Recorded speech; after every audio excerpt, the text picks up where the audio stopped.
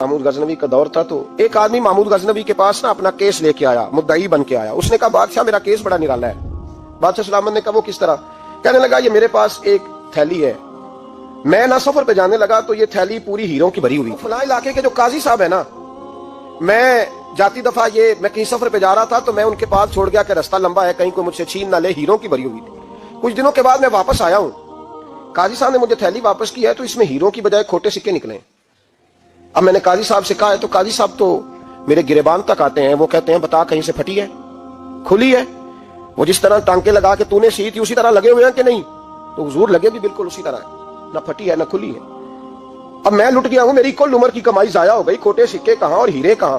तो मेहरबानी करें और आपकी बारगाह में अल्लाह रसूल के नाम पर हलफ देता हूं कि मैं हूं बिल्कुल सच्चा।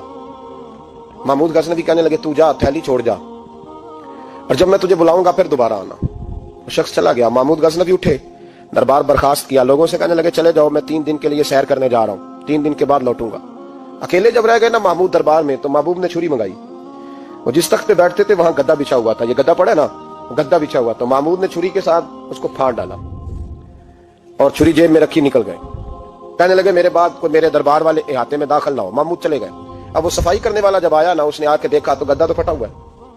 उसने शोर डाल दिया, पहरेदार भी आ गए, फलां साहब भी आ गए, फलां साहब। उसने कहा ओ खुदा के बंदो, उसका गद्दा फट गया है, वो तो मार डालेगा।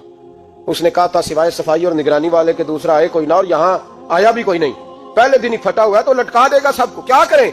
शोर हो गया, सारे दरबार के मुलाजिमीन इकट्ठे हो गए। एक बंदा बोला, कहने लगा फिक्र ना करो, मैं कैसे बंदे को जानता हूं, इस तरह सिएगा कि जिसने फाड़ा होगा उसे भी पता नहीं चलेगा कहां से फटा था, ऐसा बेहतरीन रफू करेगा कि पता भी। उसने कहा यार हम सारे एक महीने की तनख्वाह देते हैं, तू बंदा बुला। वो बुला लिया उसको, उसका नाम अहमद रफूगर था। वो आया, उसको गद्दा दिखाया, उसका यार इस तरह सीना पता ना चले। उसने कहा फिक्र ही ना करो, मैं बड़ा कारीगर हूं। बड़े बड़े कारीगर लोग नहीं हमारे मुल्क में पाए जाते, कोई निशान छोड़ते हैं पीछे? बड़े कारीगर का पैसे होने चाहिए, बड़े बड़े कारीगर बंदे। आप यकीन करें ऐसा ऐसा फलसफा, ये उम्रा इबादत है ना, सरकार दो आलम सल्लल्लाहु अलैहि वसल्लम की बारगाह की हाजिरी बड़ी नेमत है ना। तो सऊदी गवर्नमेंट ने पाबंदी लगा दी, खैर उनकी भी ज्यादती है, इस तरह की पाबंदियां शरीयत इस्लामिया में जायज नहीं। अल्लाह के घर मुसलमान जब चाहे जा सकता है, लेकिन वो कहते हैं जी 2000 रियाल दे जिसने 2 साल बाद भी आना है। उन्होंने पाबंदी लगाई तो हमारे एजेंटों ने भी कई खास ट्रेनिंग हासिल की हुई है, पता नहीं कहां से सीख के आए, उन्होंने भी रास्ता निकाल लिया। एक साल से मैंने कहा कि जनाब वो 2000 रियाल लग गया तो क्या करना है? कहने कोई मसला नहीं, पासपोर्ट नवा बनवा लो, गुंजाइश है, यानी हर शय का हल है। तो मैंने कहा यार अब उमरा करने जाते वक्त भी बंदा धोखा दे के जाए, अल्लाह के घर जाते वक्त भी इस तरह की हरकत करे, क्या हाल हो गया? हर चीज का लोगों ने हल निकाल लिया, हर चीज का लोगों ने स्टाइल बना ली। ऐसा न करें, ये दुरुस्त नहीं। अहमद रफूगर कहने लगा इस तरह सीऊंगा कि फाड़ने वाले को भी पता नहीं। उनका पैसे ले यार तू सी दे। उसने सी दी, अगले शाम ही ला के बिछा दिया गद्दा। तीसरे दिन बादशाह सलामत आए, आके पहली नजर गद्दे पे डाली। उसने बुलाया सब मुलाजिमीन को, कहा किसने सिया है? कहा जनाब क्या हुआ? कहा ये फटा हुआ था। किसने? कहा नहीं फटा ही नहीं। वो कहने लगे बनो बात, मैं खुद फाड़ के गया था। तो बताओ सही सिया किसने है? कहा जनाब आप फाड़ के गए थे तो बताया क्यों नहीं? फरमाने लगे इसीलिए तो बताया नहीं था कि तुम खुद तहकीक कर लो, बुलाओ बताओ सिया किसने। तो बुला लिया, अहमद रफूगर आ गया। उसको जब बुला के सामने बादशाह खड़ा किया, कहा भाई तूने सिया है? कहने लगा हुजूर आपके सारे मुलाजिम इकट्ठे होके आए थे, मेरी गलती कोई नहीं। कहा नहीं यार तू बड़ा कारीगर है, मैंने अपने हाथ से फाड़ा था पर मुझे भी नहीं पता चल रहा कहां से फटा था। अच्छा ये बता ये थैली जो है ये भी तूने सी थी? उसने कहा जी आपके खादम का ही कारनामा है, वो फलाने इलाके के काजी साहब आए थे, इसमें से हीरे निकाल के तो खोटे सिक्के भरे थे, तो मुझे भी थोड़ा सा हिस्सा मिला था।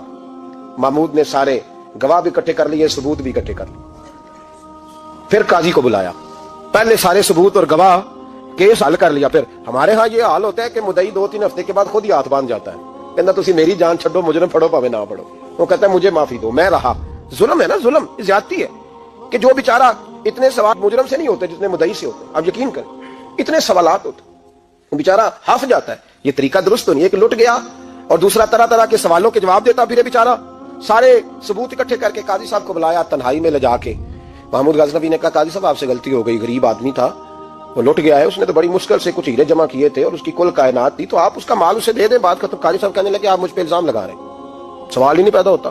आप मेरी दाढ़ी देखें, आप मेरा एजाज देखें, दुनिया जानती है मैं। काजी साहब इंसान भूल ही जाता है, बंदा भूल जाता है, गलती होगी माल ने। कहा नहीं सब, कहा मैं तन्हाई में पूछ रहा हूं, मैं उस वक्त पूछ रहा हूं जब दूसरा मौजूद कोई नहीं। आज तौबा कर ले, मैं कुछ नहीं कहूंगा, तू मेरी जुबान पे एतबार कर, तुझे पता है मैं जो कहता हूं उस पर अमल भी करता हूं, बाज आ जा। पर काजी ने कहा नहीं मेरी गलती कोई नहीं।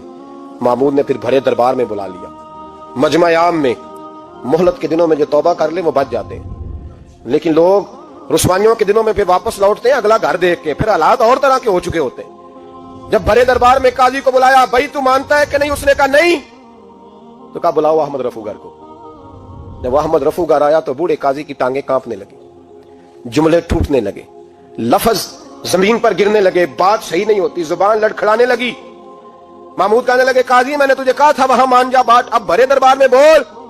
جب قاضی صاحب کی گردن خود بخود جھک گئی تو دنیا سمجھ گئی، کہا نکل جا میرے دربار سے۔ محمود بولے نکل جا، اتنی تجھے عزت دی، اتنی بڑی تنخواہ دی، قاضی بنایا، اور یہ تھوڑی سی رقم کے لیے، تھوڑی سی رقم کے لیے تو بددیانت ہو گیا، چل چلا جا، نکل۔ قاضی دربار سے نکلا تو لوگ لعنتیں برسانے لگے۔ کل جو دکانیں چھوڑ کے سلوٹ کرنے آتے تھے وہ کہنے لگے اس کی عمر دیکھو، اس کے کام دیکھو، دیکھو اس نے کیا کیا۔ گھر گیا، بچے جن کے لیے پاپ کمایا تھا، جنہاں لی تو پاپ کمائے ہن کتھے نہیں ہو تیرے کر دے، وہ بچے کہنے لگے ابا جی ہم تو سکول مدرسہ جانے کے قابل نہیں رہے، امید تھی کہ بیوی ساتھ دے گی۔ وہ کہنے لگی میں میکے کیسے جاؤں گی، گلی کی عورتیں طرح طرح کی باتیں بناتی ہیں۔ اور بھائی کامیابیوں کے بڑے سربراہ ہوتے ہیں، کوئی کامیاب ہو جائے تو سارے کہتے ہیں میری سپورٹ سے ہوا ہے، ناکامیاں ہمیشہ یتیم ہوتی ہیں، ناکامیوں کا کوئی سربراہ نہیں ہوتا۔ جب تک تو قاضی تھا تو بڑے بات تھی، ہر بندہ کہتا تھا رشتہ دار ہے، رسوائی ہو گئی تو وہ تیری آنکھ ہو یا سنگ ملامت کی چبھن، کون پہنچا ہے میرے درد کی گہرائی تک۔ دور شہرت میں تو یاروں نے کیا یاد بہت، ساتھ آیا نہ کوئی کوچے رسوائی تک۔ اور میاں صاحب کہنے لگے ساری عمر ہی آٹا گد ہے، میں لکھاں کیتے نہیں پیڑے، اب وقت آیا ہی تے محمد بخشا کوئی نہیں ہوں بیٹھا نیڑے۔ حالات ہی بدل گئے۔ قاضی خاموشی سے اندر چلا گیا، اپنی رسوائی سمیٹ کے بستر پہ لیٹا، نہ روٹی کی بھوک لگی، نہ پانی کی پیاس لگی، نہ نیند آئی، ساری رات تڑپتا رہا۔ سویرے گھر والوں نے دروازہ کھولا تو روح پرواز کر گئی تھی، دنیا چھوڑ گیا۔ حضرت ابو نور علیہ رحمہ بولے، فرمانے لگے یاد رکھو کبھی بددیانتی نہ کرنا، کبھی، یہ تو محمود غزنوی کی عدالت تھی، قیامت میں رب کریم کی عدالت لگے گی۔ اور فرمایا وہاں تو گواہی دینے والا احمد رفوگر تھا، قیامت میں تو تمہارے اپنے ہاتھ پیر گواہیاں دیں گے، ہمارا اپنا وجود گواہی دے گا۔ اور فرمایا یہاں تو لعنتیں دنیا دار برساتے تھے، وہاں فرشتے ہوں گے۔ اور قاضی کو تو موت آ گئی تھی، قیامت میں تو دوبارہ موت بھی کوئی نہیں آئے گی، وہاں تو رہنا ہے اور سہنا ہے۔ بددیانتی معاشرے میں اتنی بددیانتی ہر جگہ، اس معاشرے کا بھی کچھ بنے گا جہاں دوائی بھی خالص نہ ملے، یا دوائی میں بھی